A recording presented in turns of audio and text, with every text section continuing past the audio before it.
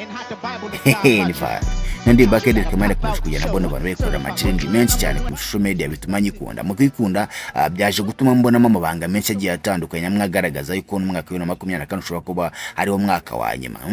Ibaze ko nasanze Elon Musk na Donald Trump ibintu babirimo. Reka duhere kuri no Shanet no mugabo yari yambaye ya nyuguti ya A ubwo ya performinga ino ndirimbo. Ino nyuguti ya A mu kigiri cy'isobanura arufa bishatse kuvuga ngo ni nka new beginning cyangwa sitangiro rishya. Noneho wareba inyuguti ya nyuma mo hano ni inyuguti ya omega muri kino kigiri kino nyuguti kabisobanura ngo ni iherezo cyangwa se kurangira kwisi ishaje cyangwa se kurangira kwa Amerika isaje. Mu ndirimbo sinzi nimba mwayibonye neza harimo idarapo ari rya Amerika ariko muri iryo darapo hagati akaza kuba hahagazemo ono Kendrick Lamar nawe biri kugaragaza ko Amerika ishobora kuba igiye kuzana itangiriro rishya.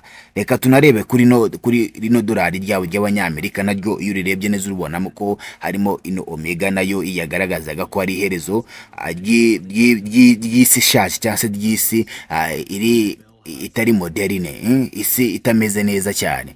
Reka tute tureba kuri no foto Elon Musk ubwo ari kumwe na Donald Trump. Urabona ino foto bafashe uno Elon Musk yari yambaye Shanet. Ino Shanet ubona ko harimo ya omega. Ino Shanet harimo ikimenyetso cya omega.